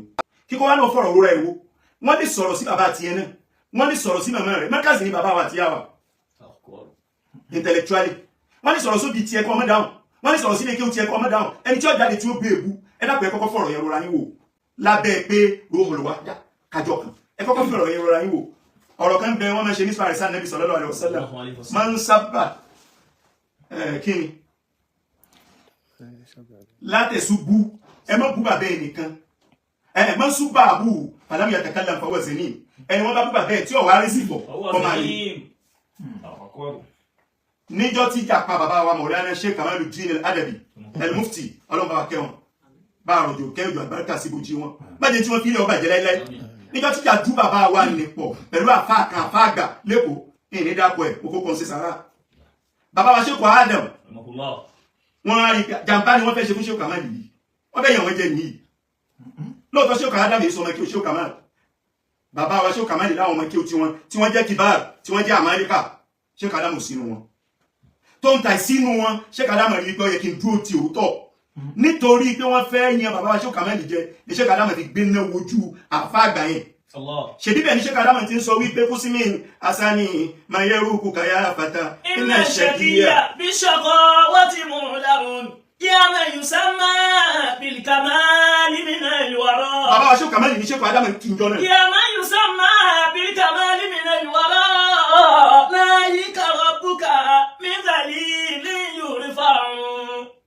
bàbá Sheikh Adam wo pé Ìlọrin jọ ni wá àfa jọ ni wá ní ṣe wá lajúlẹ̀ ká tó wá sọ pé mi tó jẹ́ pé gbogbo mímọ̀ tí mo gbé káàkiri ìmọ̀ Markaz ni ló fi tọ́ ní èéfín ṣẹ̀ṣẹ̀ tí wọ́n bá ń bú Markaz pàápàá jùlọ zulman wọ́n ọ̀dọ̀ wà nù kọ́ Markaz ọ̀tara ìyẹn jẹ́ pọ́ǹtì ẹlẹ́kẹta pọ́ǹtì ẹlẹ́kẹrin ọ̀rọ̀ kàfàrà àtọ̀rọ̀ kọ̀dọ́wù ọ̀rọ̀ kọ̀dọ́wù àtọ̀rọ̀ kàfàrà ọ̀rọ̀ tó mọ sanawula ìdàdí ọ̀yẹ̀jú dárò lòlù ni tí ó yẹjú ní Markaz ni kò sí tó lé mbẹ́ ìtí ń jẹ́ kọ̀dọ́wù yàtọ̀ sí kàfàrà ìtí ń jẹ́ kọ̀dọ́wù ni wípé ẹ túnu láwọn ojú àwẹ̀ tí ó yẹ kẹ́ túnu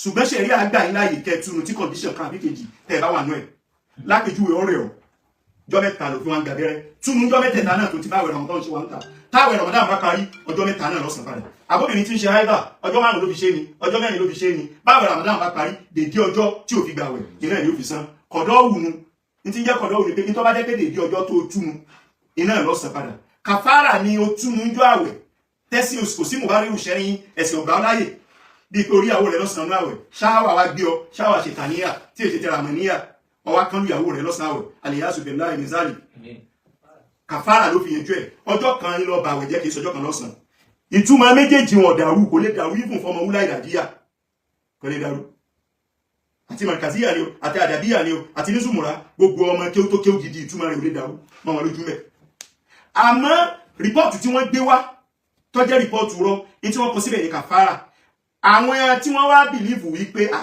astronomical calculations tó bá clear tó báyìí tẹ́yìn kan bá tún sọ wípé ẹróṣù ajẹ́pẹ̀ ń parọ́ nìyẹn àwọn astronomical calculators ní tí wọ́n bìlíìfù nìyẹn so tó bá jẹ́ pé wọ́n gbà pé wọ́n ń parọ́ lórí pé wọ́n ń parọ́ ni wọ́n sọ wípé kàfàrà ni wọ́n san torí pé wọ́n rí nǹkan kan so kò sí mùbárí ìṣáyí tí wọ́n fi túnu tó bá jẹ́ pé rọ́ọ̀nù conditional statement mọ̀kúlà tó ṣàtìyà àmọ́ tó bá jẹ́ pé mistake yẹn wá lóòótọ́ sincere mistake of course kò rújú pé kò ní jẹ́ kàfàrà kọ̀dọ̀ òwúrò máa jẹ́ ìyẹn báwọn ẹnìkan náà jáde ó ń sọ̀rọ̀ wípé kìíní kan 1948 ni wọ́n ti rí àkọ́kọ́ Morsod ní Saudiya gbogbo ẹ̀yin tẹ́ ń sọ̀rọ̀ tẹ́ ń pariwo ẹnu nísìn níbo lẹ wà níjọ́ náà lọ́hùn ẹbí ó ń tọ̀ tí ó sọ̀rọ̀ pé bolo náà wà ní 1948 ẹbí pé ibo làwọn tó tún ju òun lọ ibo ni wọ́n wà ibo ni kó wá wà ní ìgbà ó sì ní gbogbo 1948 yẹn ṣe báwọn Usmaniya ni wọ́n control gbogbo nǹkan tí wọ́n ṣe dáadáa àwọn Usmaniya ni wọ́n control gbogbo nǹkan tí wọ́n sì ṣe kíni tí wọ́n ṣe dáadáa ìyẹn jẹ́ ọ̀kan báyìí بيان الشيخ رضوان المحامي أتاكم فاسمعوه بلا ملال رموني بالهراء عتيب وعزي فأربعة وعيت من المقال فدونكم الجواب بغير شتم أنفي فيه بعض الاحتمال أنفي فيه بعض الاحتمال. Ogun dàrúdàpọ̀ láwùjọ wa Ọlọ́run bá wa tún ṣe. Àmín. Kò séèyàn rí tí ó gbàdúrà kọ́ máa lọ báyìí. Indama haza wà lámì àdús làwùgbé àrùn lámì ibùkà mi tún wà lámì ìfọ̀rá dínà olùdè Ọlọ́run bá wa tún ṣe. Á padà dọ̀kan padà. Ọlọ́run ṣe wá lọ́kàn padà. Ọlọ́run ṣe wá lọ́kàn padà.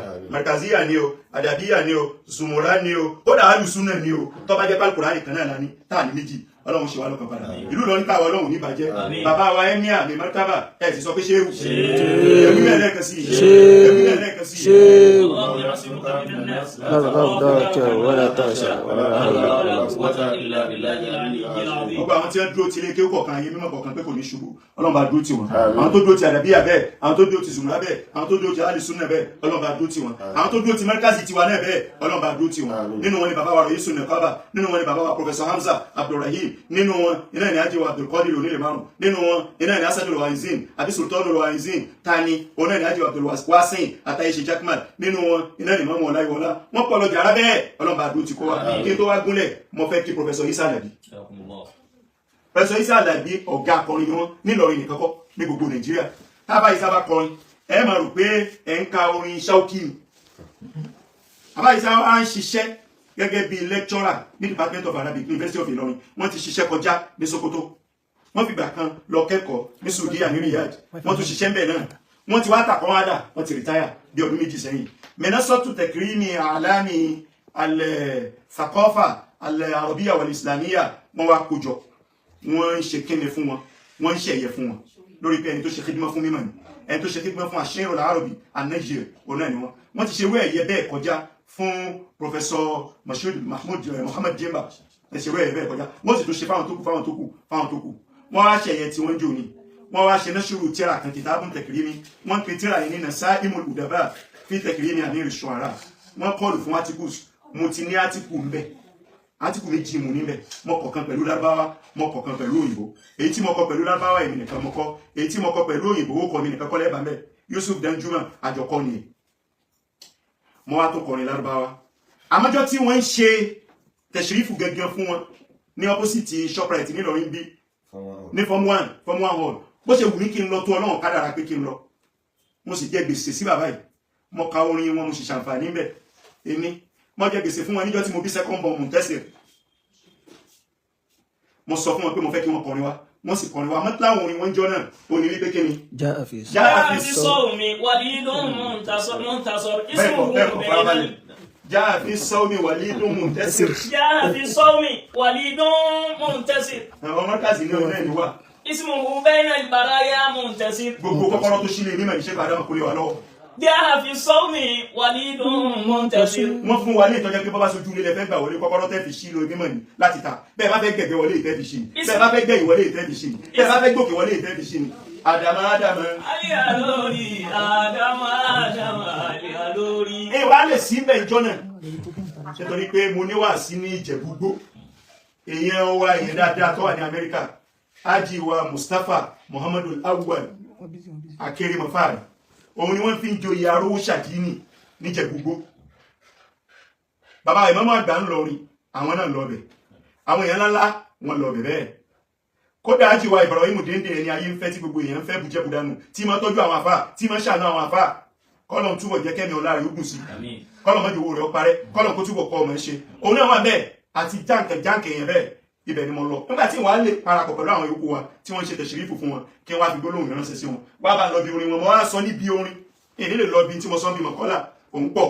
Èmi lè lọ bí tí mo sọ nípa kíni mọ̀kọ́là tó ìgbà títí lábáwá òun pọ̀. Àmọ́ tí mo kọ lórin, mo wá sọ fún wọn níbẹ̀ wípé Madahu Kaya Aisala di Bubishirin Abibi wa Nazimin Koyimin de Sirin Jamahu Kulan في كتاب قراءة يؤتى ويقرأ من يؤتي لا تداري. يا شاعر الأدم الذي ومفلك. Mo gbé àfáà Isa Alabi, Professor Isa Alabi Abubakar, akọrin ni yín, ọ̀gá ni yín níbi akọrin bí orin kíkọ. بالشعر قد أهرزت أعظم ذكر. Gbogbo èèyàn máa dákọ yín tó bá jẹ́ pé kakọrin Lárúbáwá tó wà níyì tọ́jọ́ ti Ṣauki, ẹ̀yin náà ni wọ́n dákọ ní àtọ̀lé àtọ̀lùkù. إني قرأت لك الرياض فكان من. Jíwánu yín àkọ́kọ́ tí ń jẹ́ Riyadh, mo kà á. فكان من أغلاه العقل طول الدهر. mo wá rí i pé ní ẹ̀bùn tó pọ̀ ó wà nínú ẹ̀fọ́ ẹni tó bá mọ lárúbáwá sọ tó bá mọ lárúbáwá kà lákàyè rẹ̀ ó gé ní tó pọ̀ tó bá kárí Riyadu yìí. وكذا السباعيات حيث أذاقتنا وعيا وعمق ثقافة في العمر. mo ka Subaiyatu yín àwọn orin tẹ́ ń kọ lórí various topics ẹsẹ̀ méje. Abẹ́yàn bá ń wẹ́ni tó mú orin kọ parí kọ́ lọ ka Subaiyatu yín nínú Subaiyatu yín láti rí wípé mùsákọ̀fù ní wáìn ní gbogbo tí ń lọ àti ní Nàìjíríà ní àti níta ní gbogbo ẹ̀ pátápátá ilẹ̀ mọ̀. هذان ديوانك عند ذوي النهى. Díwánù yín méjì àkọ́kọ́ tọ́kọ́ jáde ní gbogbo nílàkà ìlọ́mọ bẹ́ẹ̀. وهما بلا جدل لمورد نهر. Ibi téèyàn lọ téèyàn ti rí àmúrẹ̀ gbé omi iná ní díwánù yín alákọ̀ọ́kọ́ Riyad iná ní díwánù yín ẹlẹ́ẹ̀kejì Subaiyat. والآن تصبر ثالثا وصوتها. ẹ tún máa ṣẹlẹ̀ kẹta jáde. من المشوق إلى دار رجال الفكر. Ọ̀nà ni kí ni Sawtul Khatir díwánù yín di mẹ́ta ẹsẹ̀ gbẹ̀yìn jáde ní dédé ìjọ tí wọ́n ṣe haflu tẹ̀kìrì ní fún yín. ساهمت في تشريف شخصك عندما Èmi náà contribute sí káhọ́nà yín mọ̀kọ́lá mi bẹ́ẹ̀ orin mi bẹ́ẹ̀. من واجبي هذا التفاعل إنني Kí n ṣe báyìí dandan ni fún mi nítorí pé أسلوب شعرك لي لا شيء مثير. làṣẹ ohun mọ́fìrì tẹ̀lifíìnì ló fi sí làṣẹ ohun لا شيء مثير. nítorí pé ọ̀nà tẹ́ ẹ gbà kọrin ọ̀nà tó dáa púpọ̀ ní téèyàn ṣàǹfààní bẹ́ẹ̀ máa bọ̀. أسلوب شعرك لا شيء مثير. أدركت بẹ́ẹ̀ fọ́ فيه farabalẹ̀. هواك للأفعال فيه. àní ọ̀ farabalẹ̀ òṣèlú ṣe ń rí kàlí. أسلوب شعرك لي لا شيء مثير. mo ti tu rí àkàntọ́ tẹ̀lé. أدركت فيه هواك للأفعال فيه. ìwọ tó ọjọ́ máa kéwú tó nǹkan bó ti kọrin jẹjẹ ọ̀tán nínú tí mo rí nínú orin kíkọ Àfáà Ìsá Àlàbí. Àfáà Ìsá Àlàbí sábà bẹ̀rẹ̀ orin pẹ̀lú fíìlì. bí wọn náà bá fẹ́ kọrin tó fẹ́ kọ́rọ̀ fún ọ dúnímọ̀ fún alùpùpù ọmọ fi bẹ̀rẹ̀ orin. lápèjúwe nígbà tá Àfáà Ìsá fẹ́ sọ̀rọ̀ nípa Sheikh Adamu gbà wọn papòdà wọn wá tètè kọrin ọwọ́ atọ́dún kan nígbà wọn wà bẹ̀rẹ̀ wọn ní rọ̀já àkùlù báàdà tó lè gé yàgbé wọ́sọ́ àgùṣùlù báàdà gẹ́gẹ́ musọ́ọ̀bì rọ̀já àfíìlì ni.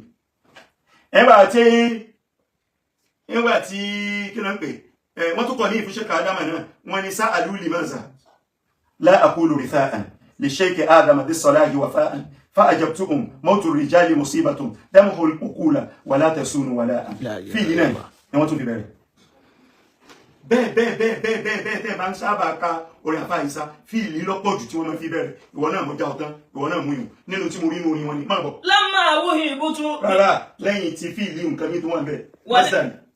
نعم والآن تصبر ثالثا وصوت خاطرنا المشوك لدى رجال الفكر أحببت يا عيسى نبوغك شاعرا ساهمت في تشريف شخصك عندما أدركت فيه أواك للأفعال في فتح القريب وذاك ينفع الشعر في مصدر الأفعال منك وعيتما وكثرتان كلمة وسط البحر. bẹ́ẹ̀ tí ọba kan ní gbọ́dọ̀ mọ mọ́sálì fíìlì kan gbà ní kẹ́lìmọ̀ kan ní mọ́sálì mẹ́rin márùn gbogbo ẹ̀ Àfáà Ìsá Àlàbí mọ́ nítorí pé kẹ́lìmọ̀ míì nínú mọ́sálì ó lè fẹ́ gbé wàyè kan ó lè kúrú kò ní ṣe déédé wásìnù tó fẹ́ lò ó lè pọ̀ ju wásìnù tó fẹ́ lò lọ ó kú mẹ́rin tó bá mọ̀ mí Àfáà Ìsá àìmọye mọ́sálì ni mo kọ́ nínú orin wọn bí n bá ti ka orin wọn yìí mo wá pàdé mọ́sálì mi tí mo mọ̀ pé mọ́sálì yẹn ń bẹ fún kẹ́lìmọ̀ yẹn tẹ́lẹ̀ fún fíìlì yẹn tẹ́lẹ̀. kọ́ni ní ìtajà ìsàtà Riyad بروعة. orin náà lẹ kọ nígbà tí wọ́n ṣe competition ní Riyadh. في شعر تدخين نظام تنكر.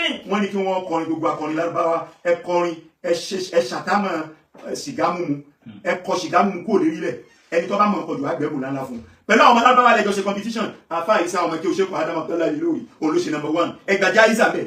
من بعد هذا كم جوائز نلتها. ẹ tún gba ìmọye prizes lórí orin. إلا الفطاهر وهي غير النظر. إن تلقني تبدو البشاشة مسرعا. bẹ́ẹ̀ ṣe wá rí ìtẹ́kùn pọ̀ tí mo pọ̀ tó yẹ pọ̀ tó gbọ́n pọ̀ tí làákà yìí pọ̀ yìí ìwà yìí wá dá o tutù bí àdàbà. bẹ́ẹ̀ bá pàdé mi ìtẹ́lẹ̀kọ́ni. تلقني تبدو البشاشة مسرعا. البشاشة ni. تبدو البشاشة. orí wí tẹ̀bùdú àlìbàṣáṣá tù fíìlì mùdọ́rì òun ní fáìlì ní retí tẹ́bùdú àlìbàṣáṣá tí ọba gba fatia àti bàṣáṣá ọba gba fatia kò ní jẹ́ tẹ̀bùdú mọ́ túbúdì àlìbàṣáṣá tà ní tẹ̀bùdú nìyẹn ní ọkàn. تلقني تبدو البشاشة مسرعا. bẹ́ẹ̀ bá pàdé mi sì rí tìjú kálára yín. ويكفني الإكرام دون الشظر. ẹ pọnilé níbi ọ̀rọ̀ ẹ pọnilé níbi iṣẹ́. لما وهبت وهبت بمنتظر ذان البناء حليتني بين الرجال بشعري. ṣé báyìí lẹkọrin wájú ọ̀tá ṣe kó mọ second born mi Muntasir ẹ ṣàpẹ́lẹ̀ mi ẹ ṣàyẹ́sì mi pẹ̀lú orin ńláńlá láàrin àwùjọ gbogbo èèyàn bàbá wa ìmáàmù àgbà bẹ́ẹ̀ ìjọ náà ìmáàmù àgbà kan yìí náà ọ̀rọ̀ tí mo sì ń sọ yìí ọ̀rọ̀ bíi 20 years ago ni ọmọ tá a wí nísìn ọlọ́run bá ṣàlékún àmójútó fún àti gbogbo àwọn ẹ̀gbọ́n rẹ̀ àtàwọn àbúrò ẹ̀ mọ̀ bọ̀. hanna atani bin-nadhiri haythu madahatani. ẹ kọrin fún mi ẹ wá kí ni kú eríire nínú orin ni ẹ wá yìn mí. wa wasaftani mutasalliqan fi qadri. ẹ wá sọ fún mi wípé status mi ga láwùjọ mi kì í ṣe èèyàn bẹ́ẹ̀ bẹ́ẹ̀. akọrìtà ni sha'irun mutadafikun. ẹ fi hàn gbogbo ayé jọ náà wípé ní akọrin ńláńlá ni mo jẹ́ nínú èdè fi lábáwá. dhalika al-yawmil manuti bi bishrin. níjọ́ náà tinú gbogbo wa ń dùn nílẹ̀ sọ bẹ́ẹ̀. lamma mada ad-doktoru Hamidu jitana. nínú tẹ́ ṣe fún mi tí mo fi gbọ́dọ̀ tí n fi gbọ́dọ̀ mẹ́ṣe tí mo ń ṣe yìí nìyí wọn kọ́ akámọ̀mọ́re oore náà la mọ̀ láà fífẹ́ kí wọ́n fi ìdọ̀tí kan Markaz ẹni tí ò mọ́re kó làbọ̀ bá jọ wọn Markaz wọ́n fẹ́ gbẹ̀rún ìdọ̀tí kan Markaz wọ́n mọ̀ sí fàájì pẹ̀lú ìyàwó rẹ̀ nulẹ̀ àmàlà bí o sí pẹ̀lú àwọn bẹ́ẹ̀ bá wọn jà ibi kó wá bá fẹ́ gúnlẹ̀ síbi ìlọ́wọ́ kó bá náà ni ó di tàbí ìjọba sí lẹ́nu. lamma mada ad-doktoru Hamidu jitana. kàwú mi tọpọ̀ mi débi gíga nígbà tí o sí bàbá mi mọ́ òun ló kù ní bàbá mi bàbá wa Dr. Hamidu Ọlágúnjú ọlọ́mbà kẹ́ wọn ìjọ wọn lọ nínú tẹ́ ṣe tí ìfilẹ̀ gbàgbé yín Professor Isa. jitana yawma tarahumi rasiyan fi jaharin. ẹ̀yin lẹ kọrin táwù fún wọn níta gbangba gbogbo àfáàyè ní bẹ́ẹ̀ bẹ́ẹ̀ jọ náà. abuda mamatuka ajiza kulli mumarridin. ìtẹ́ fi bẹ̀rẹ̀ orin yín nù ní pípẹ́ Dr. Hamidu Ọlágúnjú abuda mamatuka ikú tó kú yìí ní tó fi hàn wá náà ní pé gbogbo ẹni tí ń pera rẹ̀ ń dókítà ọ̀lẹ́ ni wọ́n ìtọ́nà bá fẹ́ wọn orí ṣe iná ni wọ́n ṣe wọ́n ṣe tiẹ̀ yín wọn orí ṣe abuda mamatuka ajiza kulli mumarridin. adisa kúlì tọ̀ bíbí ńlẹ̀ yìí wí àmọ́ tí mo bá fẹ́ sọ adisa kúlì tọ̀ bíbí tí mo fẹ́ gbé wá ìyá ni wáṣà ni ó dín kò ní pé mo wá fi kausan bracket síbi abuda mamatuka adisa kúlì orin yín nù wọ́ọ̀dù yín nù mo tó ẹ̀ ń jẹ mo wá fi mumarridin ìyẹn ni wáṣà ni ó fi pé ìyẹn ni pé gbogbo nọ́ọ̀sì náà jọmọ́ tọ̀ bíbù ikú tó kú yìí fi hàn wípé gbogbo ẹni tí ń tọ́jú èèyàn láyé níbi àárẹ̀ ọ̀lẹ ni wọ́n. hakọ kitama ahawa wáyé kù sayyidi. parí ẹ̀ haka abada tàbí ritha àtiburi. ìtẹ́ fi bẹ̀rẹ̀ orin yín tó jẹ́ gold níjọ́ náà nù ni. hakọ kitama ahawa wáyé kù sayyidi. ìtí mo fẹ́ lẹ̀ ṣe ń jọ́ náà èmi ni mo pè yín wípé mo fẹ́ kọrin wá níjọ́ tarawum wàyí yẹkùsẹ́ yìí dìbò fẹ́ bó tiẹ̀ jẹ́ pàṣáájú ni. mama ta ìfaka mi wà ní ìdílé asiri. ìlífàkà kọ́líìgì ní ẹjọ́ ṣe papọ̀ University of Ilorin ọ̀rọ̀ Markaziya ṣùnú Markaziya pàápọ̀ alájọṣepọ̀ ní lóòótọ́ ni àmì mo pè yín pé kẹwàá kọrin. ìní tọ́lá àbútà ní ta àwọn fàájà àbútà ní. èmi mo pè yín pé mo fẹ́ ṣe báyìí fàájà àbútà ní ẹ sì dá mi lóhùn. wàṣírù sábùn qawluhu min wari. nínú tó lè sì ní kéèyàn kọrin àmọ́ síbẹ̀síbẹ̀ ẹgbẹ́ kálámù mú wájà ràbùtàkù àlà sàkífà ẹ wá kọ sí pépà ọ wá dùn mọ̀nà ìmẹ́rin ẹ wá pìrìsẹ́ǹtì ẹjọ́ náà má bọ̀. وكذا أتيت إليك عند وفاة من ولدتك هنة بالرثاء الجمر. بالرثاء الجمر. bẹ́ẹ̀ lèmi náà wá dá padà fún yín ìjọ tí màmá tó bí yín màmá wa Hannatu ìjọ tó lọ́n pè wọ́n pé máa bọ̀ ètò ìṣẹ́láyé tó táwọn ṣe tàrà fún bàbá wa Mudirul Markaz náà bẹ́ẹ̀ jòkó nírọ̀lẹ́ ẹjọ́ náà èmi ọmọ ẹni yìí nìkan la lọ Amadu gbogbo àwọn tó kù yìí wọ́n jẹ́ pé tílé lọ́jọ́ náà lọ Amadu yìí nìkan ló dúró bíi bánsà máa bọ̀. في ذاك قلت أنا مدين لامرا. ìjọ náà mo wá sọ fún nínú orin mi wípé anamudino mo jẹ gbèsè kí n ṣe báyìí kí n kọrin fáwọn níbi tàrà fún mi. ìdí à ń tàkà ń bá jàlítàní bí sábìrì. wípé yìí náà ti pọ́n mi lé pẹ̀lú orin kọjá sẹ́yìn èyí tẹ́ kọ́ níjọ́ tí a ṣe kọ́ mọ̀ Muntesir tẹ́ wá ni èyí tẹ́ kọ́ níbi rìfáwù late Dr. Hamidu tẹ́ wá sẹ́dẹ̀ yín máa bọ̀. kọ́lítọ̀ ọlọ́mọ tẹ̀rí tìlíkìrọ̀ ọmọ ìdá àmọ́dọ́. bí mo ṣe kọ́ nínú orin jọ́ náà nù ní níjọ́ tá à ń ṣe tàwa fún màmá wa Hannatu tó bí Professor Isa Alabi máa wá tún gbé wá nísìn nínú orin tìsìn tí mo fi síbo sínú kìtàbù Takrimi tí ń jẹ́ kí ni tí ń jẹ́ Bada'iu tí ń jẹ́ Nasaimul Udabai fi Takrimi Amiri Shu'ara'i wípé kọ́lítọ̀ ọlọ́mọ tẹ̀rí tìlíkìrọ̀ ọmọ ìdá àmọ́dọ́. àwọn ẹni ńlá tí wọ́n bá lọ ó ti pẹ́ tó jẹ́ pé ilẹ̀ mọ́ kọrin rìsáwù fún wọn. farisawu ummika wajibun bil fawri. ló fi dídẹ́ jẹ́ kébì náà wá sí bẹ́ẹ̀ fún yín lónìí. Adi la siratu ta'amuli baynana. nínú tọ́pẹ́ èmi àti Professor Isa Alabi pọ̀ nù ní tí mo fi gbọ́dọ̀ ṣe tí mo ṣe yìí. Fal khayru daynun yuqtada bil khayri. oore lèyàn fi san oore. Ba'da taqa'udi la takun mutaqa'idan. ẹ ti wá rìtáyà ẹ má rìtáyà lọ́pọ̀lọ́ ẹ ti rìtáyà bẹ́ẹ̀ òyìn kọ́mọ rìtáyà ẹ ti rìtáyà orin lárúbáwá tá ń gbádùn lọ́dọ̀ yín kọ́mọ rìtáyà àdìsíkámù rìgáálí gàwálí tá ń rí lọ́dọ̀ yín kọ́mọ rìtáyà. Anjuhudi fikirika hibuduna li'udhri. habu Habuduna torí pé li'udhri. wàhábà yà habu habu ní ọjà amúrù orí ọpọlọ yín tá ń ṣàǹfààní bẹ́ẹ̀ ẹ jẹ́ àmọ́ ṣàǹfààní lọ tó ti lẹ̀ sí rìtáyà. Lakin tamata ithra juhdika 'amilan. àmẹ́yìn náà wá gbádùn ayé yín lé tó kù tẹ́lú kọ́lọ́dé tó kù túbọ̀ bil istirahati fi baqiyati 'umri. ẹ sinmi dáadáa. Hadha gbogbo animating department gbogbo kí wọ́n gbé instruction jáde ẹ gbọ́dọ̀ comply within today tí ò ní ju wákàtí kan lọ immediately wọ́n bí ẹ ti gbé notice kí ẹ ṣe báyìí jáde náà ni wọ́n sì máa fi ultimatum ti ẹ sì gbọ́dọ̀ mọ́ ṣe bẹ́ẹ̀ òṣìṣẹ́ ìjọba ni ó fi rẹ̀ fún ọ̀tàtà gbogbo ẹ̀ ó ti dópin ẹ sinmi dáadáa ẹ gbádùn ara yín lè tó. هذا ختام شريد متنعما ìparí orin wa náà ذلك من يؤذيك أو ذا هجر. bàbá wa Faisal Alabi Ọlọ́run túbọ̀ wà pẹ̀lú wọn. ọlọ́run bá wà pẹ̀lú wọn. gbogbo àwọn ìkọ́wánu tí wọ́n lọ tí wọ́n bọ̀ lórí àti ṣe tẹ̀kírímù Ọlọ́run sẹ́yìn lẹ́sìn. àwọn ìkọ́wánu tí wọ́n lọ lórí àti ṣe tẹ̀kírímù Ọlọ́run bá san wọ́n lẹ́san olóore. bàbá wa Mọ̀lánà Sheikh Adam Abdullahi lórí Mọ̀lánà Sheikh Adam. tọ́mọ gbogbo kéwù tí òkú kankan bọ́ mẹ́rin náà ṣe máa. bàbá wa Sheikh Adam Abdullahi lórí tó mọ gbogbo kéwù bí bàbá Mudirul Markaz tó nínú ṣe máa. lórí rẹ̀ ó pé gbogbo kéwù mo wí ń sọ pé gbogbo mọ̀ ń sọ pé gbogbo nǹkan. bàbá wa Mudirul Markaz bàbá Sheikh Adam tí wọ́n mọ gbogbo kéwù tí ó kù sí bàbá wa Sheikh Adam náà Ọlọ́run bá kẹ́ wọn. Ọlọ́run bá kẹ́wọn bá wà pẹ̀lú àti gbogbo àwọn àfáà wa káàkiri àti ìnáwó gbogbo ayé. àwọn àfáà wa káàkiri gbogbo ayé. èso àfáà wa ní Markaz nìkan. èsì àfáà Markaz gbogbo àfáà wa alágbàáyé tí wọ́n ti lọ. gbogbo àfáà lágbàáyé tó ti lọ. kíláàsì kọ̀ọ̀kan. Suratul Ikhlas.